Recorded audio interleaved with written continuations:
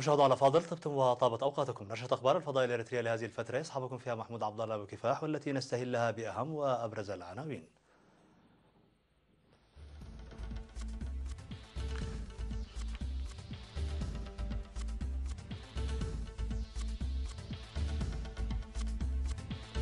مجلس اقليم القاشبركة يعقد اجتماعه الدوري. انخفاض نسبة الاصابة بالملاريا في الاقليم الجنوبي. جهود لضمان جودة الخدمات في عصب. العنف العرقي في الكونغو يحصد العديد من الارواح. مقتل جنود امريكيين في تفجير انتحاري شمالي سوريا. تheresa ماي تسعى للتوافق بعد فوزها على اقتراح على الثقة.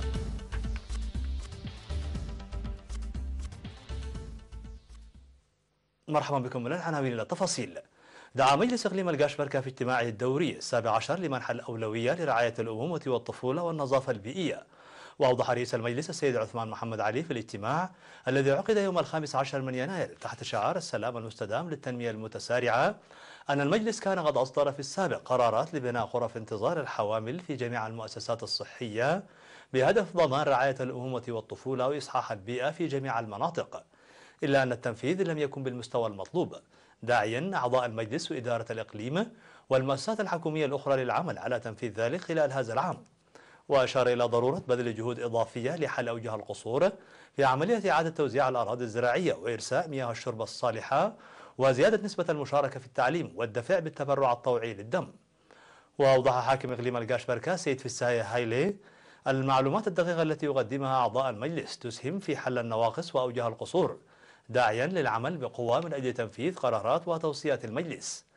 وبعد استماع المجلس لتقارير الأنشطة الاجتماعية والاقتصادية والثقافية والرياضية خلال العام الماضي، أصدر قرارات وتوصيات تدعو لإصحاح بيئة جميع القرى حتى عام 2020 وبناء غرف انتظار الحوامل في جميع المؤسسات الصحية وتنظيم المنتديات لزيادة نسبة المشاركة في التعليم.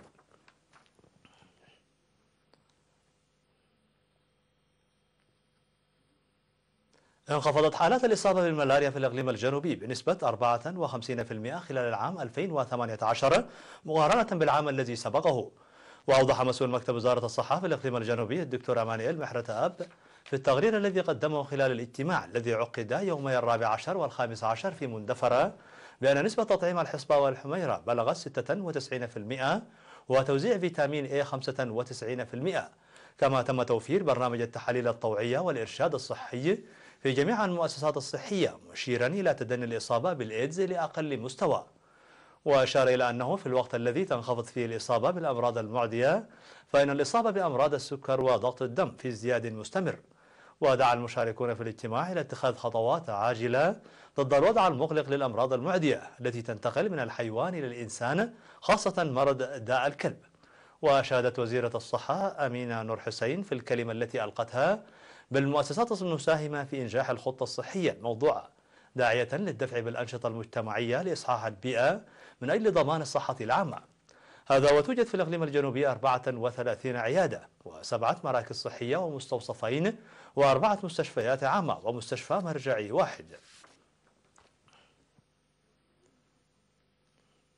أوضح المدير العام لقسم الزراعة والأراضي في إقليم القاشبركة السيد أبو بكر عثمان للدفع بأنشطة حماية التربة وحفظ المياه هذا العام. وقال في تصريح لوكالة إيرينا أن معدل الأمطار كان جيدا في معظم مناطق الإقليم خلال العام الماضي، إلا أن الإنتاج كان قليلا بالنظر للمساحات المزروعة لعدم قيام المزارعين بأعمال حماية التربة وحفظ المياه وتمهيد الأراضي الزراعية كما ينبغي. وأشار إلى زراعة مساحة 193 ألف هكتار خلال خريف العام الماضي.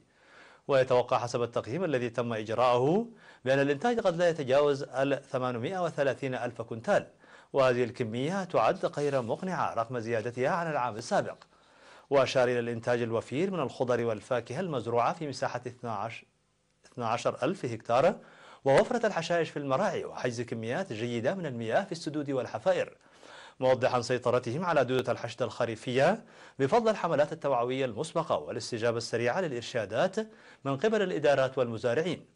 ودعا المدير العام لقسم الزراعة والأراضي في إقليم القاشبركة السيد أبو بكر عثمان المواطنين للتعاون مع الجهات المعنية للحد من ظاهرة اقتلاع الأشجار وتطبيق إرشادات المهنيين الزراعيين لزيادة الإنتاج الزراعي.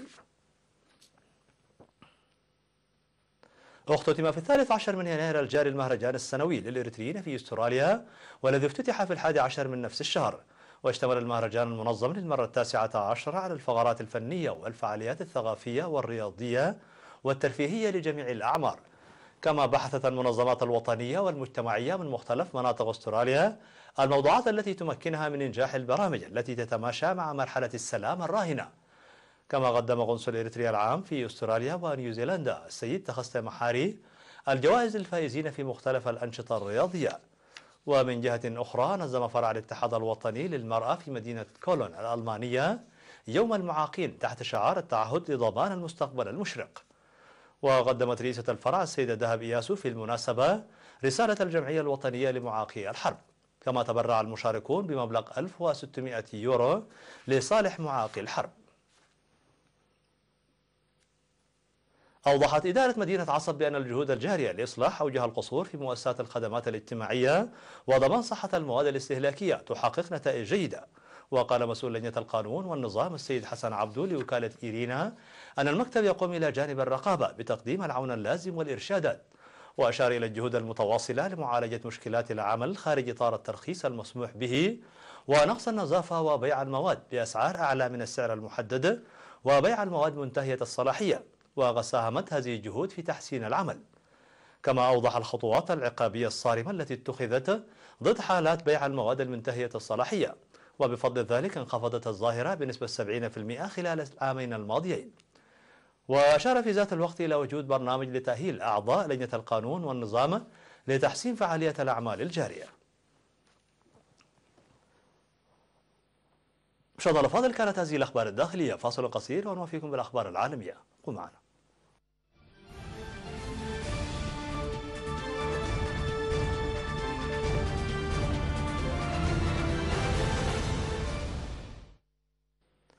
على الصعيد العالمي، قالت الأمم المتحدة أن 890 شخصا على الأقل لقوا حتفهم على مدى 3 أيام في ديسمبر الماضي خلال العنف العرقي الذي اندلع في شمال غرب جمهورية الكونغو الديمقراطية. وأوضحت أن العدد قابل للزيادة، وهذا العدد يزيد بمعدل الضعف على التقديرات المحلية التي أوضحت بأن ما لا يقل عن 400 شخص قتلوا في أعمال العنف التي دفعت الحكومة لإلقاء التصويت هناك خلال الانتخابات الرئاسية التي أجريت الشهر الماضي. ووصفت الاشتباكات بين جماعتي باتندي وبانون العرقيتين في إقليم ماينا دومبي بأنها إحدى أسوأ أعمال العنف في المنطقة منذ سنوات. كما تسلط الضوء على الوضع المضطرب للعلاقات بين الجماعات العرقية حتى في المناطق الأهدأ بالدولة الواقعة بوسط أفريقيا، وفي حين أن العنف ليست له علاقة مباشرة بالانتخابات التي أجريت في نهاية العام الماضي. فقد قال ناشط محلي أن التوتر بين الجماعتين العرقيتين زاد بسبب تأييد زعماء جماعة باتندي للائتلاف الحاكم ودعم زعماء جماعة بانونو لمرشح المعارضة. لقي 4 جنود أمريكيين مصرعهم في تفجير وسط مدينة منبج شمالي سوريا. وقالت القيادة المركزية بالجيش الأمريكي أن جنديين أمريكيين وموظفا مدنيا في وزارة الدفاع البنتاغون ومتعاقدا يساند الجيش الأمريكي في سوريا قتلوا في الهجوم. وقد وقع الهجوم قرب أحد المطاعم في المدينة لدى مرور دورية لقوات التحالف الدولي بقيادة الولايات المتحدة، مما أدى إلى مقتل 10 آخرين على الأقل إضافة للجنود الأمريكيين حسب تصريحات المصادر المحلية.